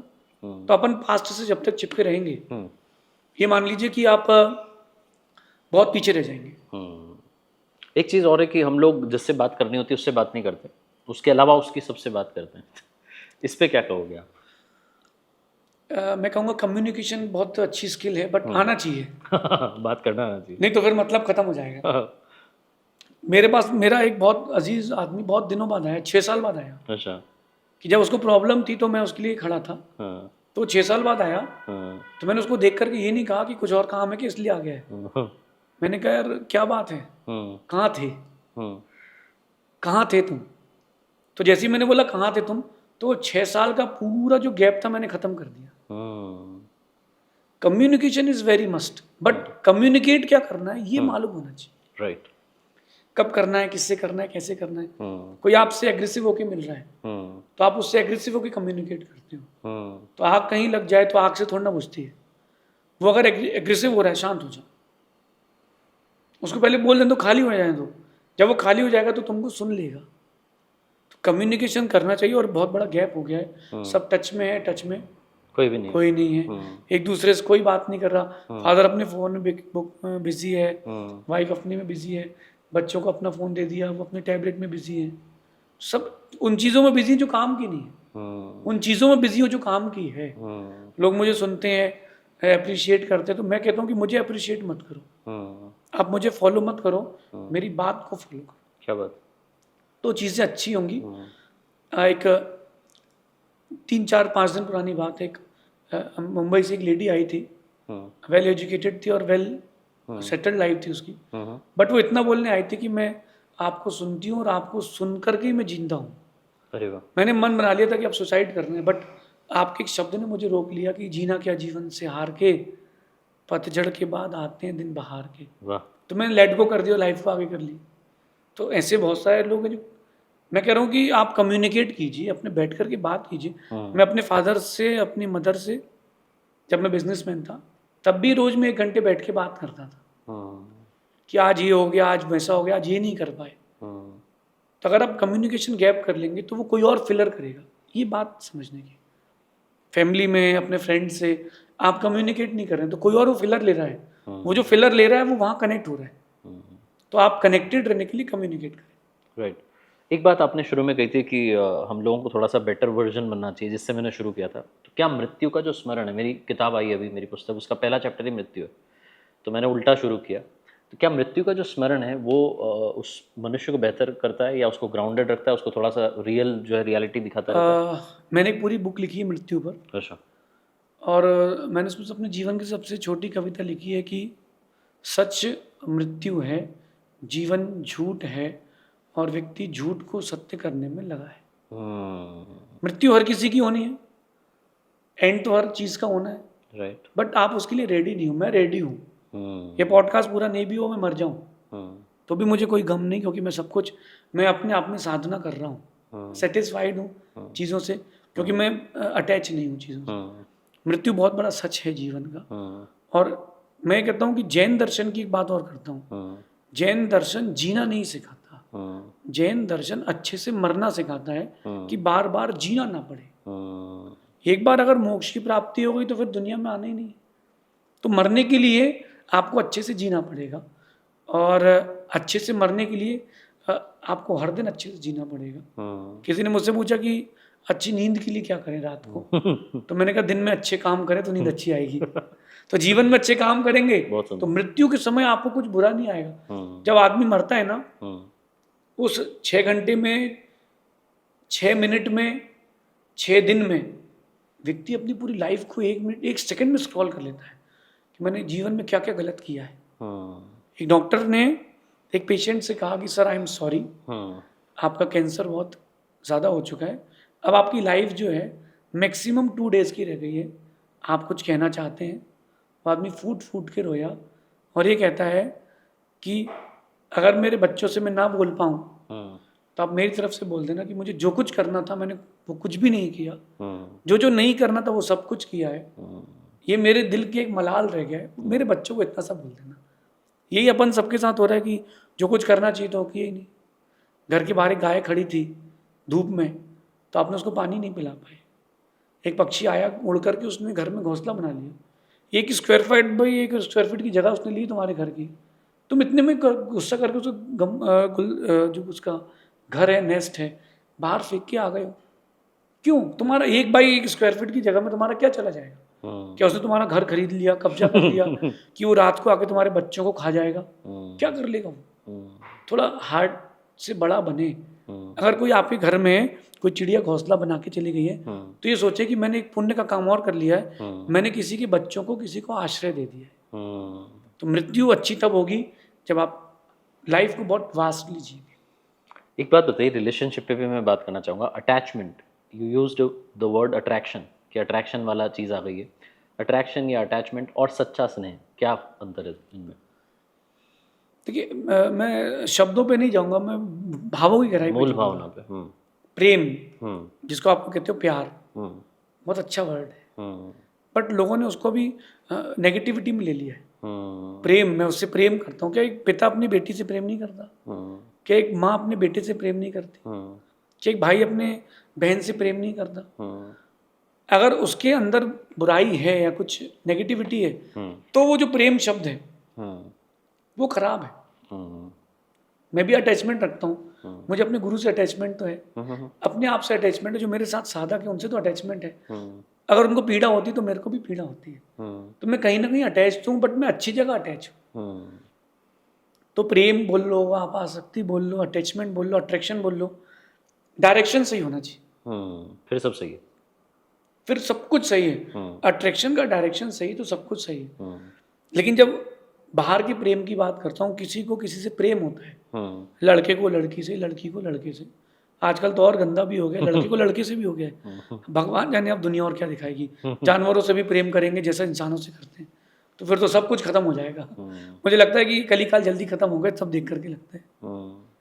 तो अगर प्रेम की बात करते हैं, किसी लड़के को लड़की से प्रेम हो गया, तो जेंजी से मैं कहूँगा कि आप थोड़ा साइंटिफिकली आइए। जो आपके दिमाग से डोपामाइन निकलता है, जो केमिकल निकलता है, वो आपकी बॉडी में ब्लड के साथ फ्लू हो जाता है, पूरी बॉडी में आपके वो खून के साथ फैल जाता है। 2 साल तक कुछ भी समझ में नहीं आएगा शुरू के, 2 साल के बाद जब उसका असर कम होगा तब आपको समझ में आएगा कि जल्दबाजी हो गई। जल्दबाजी ना करें। प्रेम बुरा नहीं है, अट्रैक्शन बुरा नहीं, बट डायरेक्शन सही होना चाहिए। प्रेम शादी की बात भी कर सकते हैं, जिससे शादी हो उससे प्रेम कर ले, जिससे प्रेम किया उससे शादी कर ले। लेकिन नहीं हो रही है तो लोग मार रहे हैं, मर्डर कर रहे हैं, उसको जला रहे हैं। क्यों करना है? जिसको जो चला गया उसको छोड़ दो, leave the past, live in present. एक बात बताइए, जो बहुत लोगों का एक बार फिर से सवाल है कि अच्छे लोगों के साथ बुरा क्यों होता है? लोग कहते हैं हम तो बहुत अच्छा कर रहे हैं, फिर कैसे हो गया? क्योंकि वो प्रेजेंट को जी रहे हैं ना, थोड़ा सा पास्ट पे भी जाइए। ये जिंदगी क्यों मिली है तुमको? ये गाना था, जिंदगी ना मिलेगी दोबारा, मिलेगी। किसने कहा नहीं मिलेगी?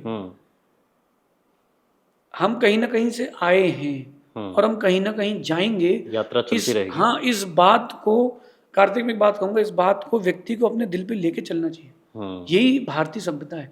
हम कहीं से आए हैं, हम कहीं पर जाएंगे। अगर व्यक्ति ये भूल जाता है ना, तो एक चारवाक नाम का एक दर्शन है, उसमें आ जाता है कि जो कुछ है तो यही लाइफ है। ये माना कि अपन जहाँ बैठे हैं, एक 50 माले की बिल्डिंग है, सबसे टॉप फ्लोर पर जो आदमी रहता है वो 1000 CR का आदमी है, और जो ग्राउंड फ्लोर पर जो चौकीदार बैठा है वो 20,000 रुपये महीने का आदमी है। सेम टाइम सेम प्लेस में एक बच्चे ने जन्म लिया नीचे, एक ने ऊपर जन्म लिया। एक पैदा होते ही 1,000 करोड़ का आसामी है, एक पैदा होते ही गरीब है। How is it possible? क्योंकि कर्म अलग है। कैसे हो पाएगा ये? पहले हुए होंगे, क्योंकि कुछ ना कुछ तो पहले से लेके आया है ना। तो यही बात समझिए, एक व्यक्ति रिक्शे में बैठा है, एक व्यक्ति रिक्शा खींच रहा है, यही तो कर्म की थ्योरी है। वो कुछ पहले से अच्छा लेके नहीं आया था। क्यों ना हम ये मत सोचिए कि मेरे साथ क्यों हुआ, मेरे साथ ही क्यों हुआ, और मेरे साथ हमेशा ही ऐसा क्यों होता है। ये हम पहले से लिखा के लाए थे, अब अच्छा कर लो आज। सीता जी ने कभी ये नहीं कहा कि रावण मुझे क्यों उठा के ले गया। वो ये हमेशा सोचती रही कि मेरे कोई बुरे कर्म थे, वो मेरे साथ ऐसा कर गए। रामायण में भी पंक्ति लिखी है, कर्म प्रधान विश्व कर राखा, जो जस करहि सो तस फल चाखा। 4 वेद 18 पुराण, बात मिली है दोए, सुख देत सुख होत है, दुख देत दुख होए। तो दुख दोगे तो दुख मिलेगा। चलो जो कुछ हो चुका तो हो चुका, अब अच्छा कर लो। किसी ने आपके बच्चे को एक्सीडेंट में उड़ा दिया, तो आपको मौका मिलेगा तो तुम भी उसको उड़ाओगे क्या? फिर मतलब क्या हुआ? ये तो बदले हैं, चलते रहेंगे। बदले वो तो चलते रहेंगे। बदलो मतलब बदला मत लो, बदलो। बात बहुत सुंदर। इसी पे मैं जानना चाह रहा हूँ कि एक सवाल और आता है दिमाग में कि मेरी परीक्षा क्यों ले रहा है भगवान? और भगवान जब सबका ही है, जैसा आपने कहा कि वो तो सब में, हम तो सब उसकी संतान है, तो वो फिर हमारी परीक्षा क्यों ले रहा है? देखिए, भगवान की अपन संतान नहीं है। मैं जैन दर्शन की बात करूंगा, क्योंकि मैं उसमें एकदम क्लियर हूँ। ठीक है। अगर भगवान ने हमें बनाया है तो फिर भगवान सबसे समझदार है, सुप्रीम पावर है, तो बुरे लोगों को नहीं बनाता। आदमी बुरा क्यों बनाए फिर? जब भगवान ने बनाया तो नरक नहीं बनाते, सिर्फ स्वर्ग स्वर्ग मनुष्य भी नहीं बनाते, तिरंज भी नहीं बनाते, एकदम लाइफ बहुत ईजी रहती। अच्छा, जब भगवान ने बनाया तो कहाँ खड़े होकर बनाया है? भगवान ने कुछ नहीं किया। क्या आप भगवान अपनी साधना करके मोक्ष चले गए, और जो ये संसार चल रहा है चल ही रहा है अनादिकाल अपने अच्छे, अनादिकाल से अच्छे बुरे कर्मों से व्यक्ति खेल रहा है। अगर भगवान सबके साथ अच्छा करते तो इंसान को भी भगवान ने बनाया ना, जानवर को भी बनाया, तो भगवान की बनाई हुई चीज को खा रहे। कई लोग ये कहते हैं कि हम भगवान के अंश हैं। जो आपकी बॉडी है, ये पूरी आपकी बॉडी का एक अंश में ले लेता हूँ, उसमें सुई लगाता हूँ, तकलीफ होगी कि नहीं? तो मेरे को तकलीफ हो रही तो भगवान को तकलीफ होगी, फिर भगवान बनने का मतलब क्या हुआ? सच तो इंसान ही ठीक थे। तो भगवान कुछ करते नहीं है, भगवान के पास अपन जाते हैं, उनकी आराधना करते हैं। वो आराधना करने से हमारे भाव अच्छे होते हैं, जिसको जैन दर्शन में विशुद्धि कहते हैं। वो विशुद्धि अच्छी होती है। विशुद्धि का सेकंड प्रोसेस होता है पुण्य कर्म आता है, उस पुण्य कर्म सारे काम बनते हैं। 2018 मैं कर्नाटक यात्रा में था, तो मैं आपसे कहूँगा कि मेरे कमंडल पकड़ने के लिए कोई आदमी नहीं था मेरे साथ, रास्ता बताने के लिए कोई आदमी नहीं था मेरे साथ। कोई पत्थर फेंक रहा था कि क्यों नंगे चल रहे हो, कोई गाली दे रहा था, तब भी मैं वही था। आज हजारों की भीड़ है, लाखों लोग मुझे सुन रहे हैं। अब वो जब आदमी अमिताभ बच्चन बन जाता है ना, तो पूरा इलाहाबाद रिश्तेदार हो जाता है। तो अब लोग मेरे पास आके बोल रहे हैं कि आपकी न्यूमरोलॉजी में आपकी गोल्डन, सिल्वर, डायमंड सारे योग हैं, ये योग तो अंबानी के नहीं है जो आपके योग है। तो वो मेरा योग कहाँ गया? 2018 में कहाँ था वो मेरा योग कहाँ था तो, लेकिन वो कहीं ना कहीं कर्मों से ढका हुआ था। मेरे पुरुषार्थ ने उस कर्म को हटाया है, तो आज मैं यहाँ तक आया हूँ। मैंने कभी भी किसी व्यक्ति से नहीं कहा कि मुझे फॉलो करो, न मैंने अपनी टीम से कहा कि कभी कोई पेड प्रमोशन करो। जो चल रहा है वो चलने दो, ऑर्गेनिक रहने दो। व्यक्ति को अगर आपको सुनना है तो सुनेगा, नहीं सुनना है नहीं सुनेगा। कल इंस्टाग्राम बंद होता है, यूट्यूब बंद होता है, हो जाए विचार रहेंगे, क्योंकि वो हमसे हैं, हम उनसे नहीं है। बहुत सुंदर, ये मेरी मान्यता है। बहुत सुंदर। आपने कहा शुरुआत में भी कि फॉलोअर के पीछे नहीं जाता हूँ, मैं बात बोलता हूँ, बात फॉलो कर लें वो ठीक है। एक बात मुझे बताइए कि एक ऐसी चीज़ जो आपको लगता है इंसान को तुरंत छोड़ देनी चाहिए? आकर्षण छोड़ देना चाहिए तुरंत। किसी भी चीज़ से आपका आकर्षण हो तुरंत छोड़ देना चाहिए। मैं आपको अपनी एक छोटी सी बात कहता हूँ। मैं ब्रह्मचारी था, हमारे साथ एक भैया जी और थे, वो मालवा के थे, यहीं के। तो उनको श्रीखंड बहुत पसंद था। तो गुरुजी ने एक व्यक्ति से कहा कि ये जो बच्चा है बाहर का है, छोटी उम्र का है, इसको आज श्रीखंड खिलाना। आप मानोगे नहीं, मैंने कभी उसके पहले श्रीखंड खाया नहीं था। मैं अपने बिजनेस में इतना बिजी था कि मुझे किसी चीज़ से मतलब नहीं था। तो मैंने सोचा कि आज श्रीखंड खाएंगे। शाम को मैं उसके बगल में जाके बैठ गया, क्योंकि ब्रह्मचारी लोग शाम को खाते हैं। तो मैं बगल में बैठ गया, मैं इस आशा से बैठा था श्रीखंड आएगा, श्रीखंड खाऊंगा आज। एक कटोरी श्रीखंड उसको मिला, मैं बैठा रहा, मैंने धीरे धीरे रोटी खाई और कि श्रीखंड आएगा, लेकिन उस आदमी ने एक ही कटोरी बनाई क्योंकि उसके लिए बनाने कहा था। ठीक है, अब वो शायद थोड़ा कंजूस होगा, जो भी था सबके लिए बनाया था। खैर उसने नहीं बनाया, अच्छा किया, मुझे बहुत अच्छी शिक्षा मिली। वो श्रीखंड की कटोरी खा बाजू वाला रहा था, मैं उसको देखता रहा। जब उसने कटोरी खाली करके रख दी तब मेरा मन परिवर्तित हुआ कि बताओ, तूने माता पिता छोड़ दिए, घर छोड़ दिया, संपत्ति छोड़ दी, फैमिली छोड़ दी, फ्रेंड्स छोड़ दिए, वैभव छोड़ दिया, सिर्फ 5 जोड़ी कपड़े में तुम सीमित हो, लेकिन तुम श्रीखंड के पीछे लगे हो। मैंने भोजन के बीच में ही 9 बार नमोकार मन में पढ़ा कि आज से श्रीखंड का आजीवन त्याग, कि मैं उसके कारण खुद को भूल गया हूँ और उस व्यक्ति को कोस रहा हूँ जिससे मेरा कोई संबंध नहीं है, कि बताओ यार कैसा आदमी है, एक कटोरी बना लेता। उस दिन से मैंने अपने आप को चेंज किया कि नहीं, आकर्षण हम किसी भी व्यक्ति से, किसी भी वस्तु से कभी आकर्षित नहीं होंगे। आकर्षित होंगे तो दास बन जाएंगे।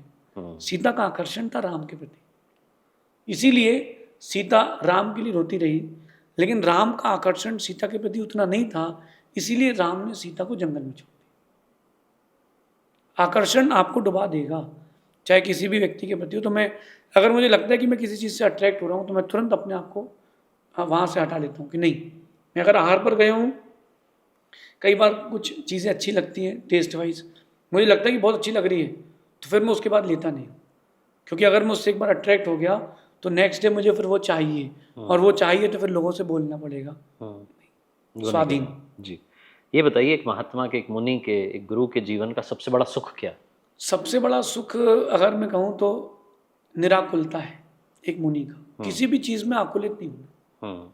थोड़ा और एक्सप्लेन कीजिए तो। मैं एक संस्कृत में एक सूत्र आता है, नैराकुल्यम सुखम, कि निराकुलता ही सुख है। सामान्य व्यक्ति को लगता है कि यार खाना खा लिया, पेट भर गया, अब तो बहुत सुखी है, नींद पूरी हो गई तो बहुत सुखी है। ये सुखी नहीं है। चीजों को लेकर के आकुलता होना, उद्वेलित होना कि ऐसा क्यों नहीं हुआ, ऐसा होना चाहिए था, मैंने इतनी मेहनत करी, मुझे कुछ आउटपुट नहीं मिला। ये पॉडकास्ट अपन कर रहे हैं, फॉर एग्जाम्पल आपके व्यूज जो है वो किसी पॉडकास्ट में 10 मिलियन है, किसी के 50 मिलियन है, इसकी व्यूज आ जाए 246, कोई देखे नहीं, तो उदास मत होना। हमने तो अपना पुरुषार्थ किया, लोगों को नहीं देखना तो नहीं देखा था, चलो फिर से ट्राई करते हैं, इसको डिलीट करो, कल फिर डालेंगे। तो अपन किसी भी चीज़ के लिए अगर आकुलित होते हैं, उद्वेलित होते हैं, तो वो आप सुख छीन लेते हैं। अगर किसी साधक की बात करें तो निराकुल रहना वही सुख है। किसी भी चीज़ की आकांक्षा नहीं होना, याचना नहीं होना, ये सुख है। मैंने अभी तक, आज तक किसी भी व्यक्ति से एक पेंसिल भी नहीं मंगाई, सिंगल पेंसिल भी नहीं मंगाई। और मैं अपने मंच पे भी कहता हूँ कि ऑल ओवर द वर्ल्ड कोई ये बोल दे कि आदित्य सागर जी महाराज ने मुझसे मंगाया है, वो नहीं हो पाएगा, क्योंकि मैं मांगने के लिए नहीं बना हूँ, मैं देने के लिए बना। बहुत सुंदर। एक बात बताइए कि अभी की जो टाइम चल रहा है, मोक्ष की जो हम बात सुनते हैं, जैसे निर्वाण कहते हैं, क्या प्रैक्टिकली ये पॉसिबल है? देखिए, निर्वाण तो प्रैक्टिकली पॉसिबल है, बट राइट नाउ नहीं है। क्यों नहीं? क्योंकि वैसे संसाधन नहीं। आप एक माँ छत पे बैठकर रोटी बना रही है, पानी गिर रहा है तो रोटी बनी नहीं पाएगी, उसको स्थान परिवर्तित तो करना पड़ेगा। ये कली काल है, कली युग है, पहले देव युग था, त्रेता युग था। अभी आपने कहा कि जल्दी खत्म हो जाए तो बढ़िया। हाँ, क्योंकि वो सब चीजों को देख देख करके मन उदास हो रहा है। धर्म के पीछे लोग लड़ रहे हैं, पैसों के पीछे लड़ रहे हैं, मोनोपोली हो रही है, नेता लोग अपना भाषण दे रहे हैं ताकि वो स्टॉक गिर जाए, वो खरीद लें, वो ट्रेडिंग कर लें, ये कुछ चल रहा है, सब गंदगी चल रही है। जो कलियुग है, इसमें परिणामों की विशुद्धि नहीं बनती, जो निर्मलता आना चाहिए जितनी, वो उतनी आ नहीं रही, और वो निर्मलता नहीं आती है, और मोक्ष जाने के लिए वही आधार है। तो वो अभी सीढ़ियां बंद हैं, क्योंकि आपके पास विशुद्धि की चाबी नहीं है। चाबी हो विशुद्धि की तो खोल लो। साइंस कहता है कि इस दुनिया के बाहर भी और दुनिया है। अब साइंस कह रहा है कि इसके अलावा भी और कोई दुनिया है, मिल्की वे में जाइए, बहुत सारी दुनिया है। तो जैन दर्शन कहता है कि अभी भारत क्षेत्र है, फिर ऐरावत क्षेत्र भी है, विदेह क्षेत्र भी है, जम्बू द्वीप है, बहुत सारी बाहर दुनिया और भी है। लेकिन विदेह क्षेत्र से आज भी मोक्ष जा रहे हैं, क्योंकि वहां पर वैसी फैसिलिटीज विशुद्धि की है, अपने पास में विशुद्धि नहीं है। आप आए, यहाँ तक आने के बाद आपको अगर मैं कह देता कि सॉरी आज टाइम नहीं है, आप क्या सोचते मैं हैं? सोचता इतना एटीट्यूड यार। नहीं, ये तो नहीं सोचता। मैं तो यही सोचता कि कोई बात नहीं, अगली बार मुझे शायद अवसर मिलेगा। नहीं, ये तो कैमरे की बात नहीं है। नहीं नहीं, दिल से कह रहा हूँ, हृदय से कह रहा हूँ। देखो मैं आपसे एक बात नहीं, कहता हूँ। हृदय से कह रहा हूँ। हाँ, मेरे साथ कभी भी कोई चीज़ होती है तो मैं सोचता हूँ कि चलो ऑल गुड, वेरी गुड, चलो कोई बात हाँ, मैं भी ये कहता हूँ, ठीक है, जो हुआ अच्छा हुआ। एक अभी कुछ दिन पुराने किसी को पॉडकास्ट करने आना था, हम्म बट किसी कारण से वो नहीं आ पाए। हम्म और किसी ने एक पॉडकास्ट ऐसा हुआ, किसी ने बताया कि बहुत बड़ा आदमी है, हम्म लेकिन मुझे मालूम चला कि यार वो अभी वो बहुत स्टार्टिंग में ही है। हम्म मैंने दोनों पॉडकास्ट उतनी अच्छे भाव से दिए, हम्म क्योंकि कोई बात नहीं, हम्म चलता है। हम्म आप यहाँ तक आए और चीज़ें नहीं मिल पाई, कोई बात नहीं, देख तो सकता हूँ महाराज साहब को ना, मैं देख के चले हाँ, जाऊँगा दर्शन हो गए। बस। तो जो चीज़ मिल रही है, वो जो है उसको चाहें, जो चाह रहे हैं वो नहीं मिल रहा है, कोई बात नहीं। ओम इग्नोराय नमः, बी रिलैक्स। बिल्कुल बिल्कुल, वही रहता हूँ मैं। तो ये कैमरे के लिए नहीं कह रहा हूँ, वैसे भी कह रहा हूँ, क्योंकि मैं बचपन से, मैं आपको बताता हूँ कि बचपन से मैं आध्यात्मिक उससे ही जुड़ा हूँ, परिवार से। और हमारे घर में प्रतिदिन कीर्तन, भजन, सत्संग सब होता है। मैंने 6 बार गीता जी की आवृत्ति की है। आपने स्वयं? हाँ, स्वयं। प्रतिदिन वो 700 श्लोक हैं उसमें, तो प्रतिदिन 10 श्लोक अर्थ सहित मैं पढ़ता हूँ और अभी भी पढ़ता हूँ। तो अभी गीता जी, फिर रामचरितमानस, तो उसमें मैंने वो अपना रोटेशन किया हुआ है। तो मैं प्रतिदिन स्वाध्याय जो आपने कहा वो करता हूँ। एक चीज़ मैं आपसे जानना चाह रहा था, अभी मैं इन सारे सवालों में वो रह गया, सवाल भी मैं उसमें चला गया हूँ इतना ज़्यादा डीप। ये बताइए कि शास्त्र पढ़ना क्यों आवश्यक है? कि पढ़ तो हम रही नहीं है, कुछ भी पढ़ना क्यों आवश्यक है, उसकी बात कर लेते एक न एक आधार चाहिए व्यक्ति को फ्रेशनेस के लिए। हैं। सुनना और पढ़ना, ये दोनों चीज़ें डायरेक्ट माइंड से टच है। आपकी जो पांचों इंद्रियां हैं वो सब माइंड से कनेक्टेड है, बट सुनना और देखना, ये दो इंद्रियां ज़्यादा कनेक्टेड ज़्यादा रहती हैं माइंड से। तो अगर जब अपन कोई चीज़ पढ़ते हैं और मन कहीं और भटका है या परेशान है, तो जो शब्द रहते हैं उसको शांत कर देते हैं। दुनिया की सबसे बड़ी कोई दवाई है, उसका नाम शब्द है। दुनिया का सबसे बड़ा कोई जहर है तो उसका नाम शब्द है। शब्द एक व्यक्ति डॉक्टर के पास गया, डॉक्टर ने कहा अरे कुछ भी नहीं है, ठीक हो जाओगे तुम, तो आधा ठीक हो गया। मैं अपनी सिस्टर को लेकर डॉक्टर के यहाँ गया था, मैं 14 साल का था। तो डॉक्टर को बोल के आए थे, फैमिली डॉक्टर था, कि दीदी बीमार है। तो जैसे ही मैं कैबिन में गया, क्योंकि मैं विदाउट कोई पर्ची कटा गया था, क्योंकि मेरा फैमिली डॉक्टर है, तो वो मेरे से कहता है कि लेट जाओ, दीदी से कहता है बैठ जाओ। मैंने कहा सर वो बीमार है। तो डॉक्टर के कहता है लग तो तुम रहे हो। तो ये सुनकर के आदत तो वो ठीक हो गई। फिर उसने लिटाया, चेकअप किया, और वो कहता है कि तुमने कोल्ड ड्रिंक और आइसक्रीम साथ में खा ली है ठंडी के मौसम में? दीदी बोलती है हाँ। तो कहता कोई नहीं, तुम 5-7 दिन दवाई ले लो और 8वें दिन तुम कोल्ड ड्रिंक और आइसक्रीम ले आना साथ में, तो मैं आइसक्रीम खा लूंगा, तुम कोल्ड ड्रिंक पी लेना। इतना बोल करके डॉक्टर ने रिलैक्स करके भेज दिया। और घर पर तो वो हालत थी कि अब आज मरे कि कल मरे। शब्द व्यक्ति के लिए सब कुछ कर देते हैं, लेकिन कब कहना है, कितना कहना है, ये सब होना चाहिए। मसालेदानी घर में होने से कुछ नहीं होता, यानी जो आपके पास शब्द हैं वो अंदर होने से कुछ नहीं होता। किसका प्रयोग कितना करना है उससे चीज़ें होती है। हल्दी की जगह मिर्ची डबल डाल लोगे तो कौन खाएगा? शब्दों में भी ऐसे रहता है, आप जितना अमृत भरोगे लोग उतनी जल्दी उससे ठीक होंगे। एक अंत में मैं प्रश्न करना चाहूँगा कि छोटी छोटी बातों को बहुत बड़ा कर लिया हमने, और उन्हीं की वजह से बहुत सारे रिलेशन हो, फ्रेंडशिप हो, सब टूटती जा रही है। इट्स लाइक कि वही जो आपने मैं कहा था कि मैं बहुत हावी हो गया, कैसे उससे निकल सकते हैं बाहर? क्योंकि हम कहने को बहुत अच्छी अच्छी बातें करते हैं, अंदर तो क्लेश ही चल रहा है। खाली होना पड़ेगा व्यक्ति को। कभी आप अपने गांव तरफ जाएं तो दीपावली की सफाई होती थी, पूरा घर साफ करते थे, पुताई करते थे। जैनों के यहाँ छतों पर पहले एक टंकी होती थी, खाली टंकी, उसको हौदी कहते थे। उसमें गेहूं भर के धोते थे, साल भर उसमें कुछ अटाला भर के रखते थे। लेकिन जब गर्मी का मौसम आता है तो जैन गेहूं का स्टॉक करता है, हर जैन, और हर जैन के पास इतना स्टॉक रहता है कि 2 साल तक बिना कुछ अकाल पड़ जाए तो भी 2 साल वो जी लेगा विदाउट घर से बाहर निकले। तो वो हौदी को खाली करके साफ करते हैं ताकि हम फिर रिस्टोर कर सके चीजें। खाली होना पड़ेगा, अपन भरे बैठे उन चीजों से जिनका हमारी लाइफ से कोई लेना देना नहीं। खाली होने का तरीका क्या भी बता दीजिए। ओम इग्नोराय नमः, जो भी आपके पास है सबको एक बार रिवाइज करो कि मैं छोटा था और मेरे चाचा ने मुझे मार दिया, ओम इग्नोराय नमः, पास्ट, लीव द पास्ट। मैं थोड़ा बड़ा हुआ, मेरे दोस्त ने मेरे साथ चीटिंग कर दी, ओम इग्नोराय नमः। आप देखो कि उन चीज़ों से आप बंधे हो जो लाइफ में जिसका कोई कारण नहीं है। एक प्रैक्टिकल आप कर लेना चाहें तो एक गधा, 2 गधों को खड़ा करना, एक गधे के गले में रस्सी बांधना अपने हाथ से और उसको खींच करके खंभे बांध देना, और वो क्योंकि रस्सी बांधी तो खींचते हो जाएगा, दूसरे गधे के में सिर्फ इशारा करना, नाटक करना और खींचना, वो चलते चलते आएगा। ये स्थिति अपन लोगों की हो गई है। बिना किसी बात पर, बिना किसी चीज पर आर्ग्यूमेंट करना है।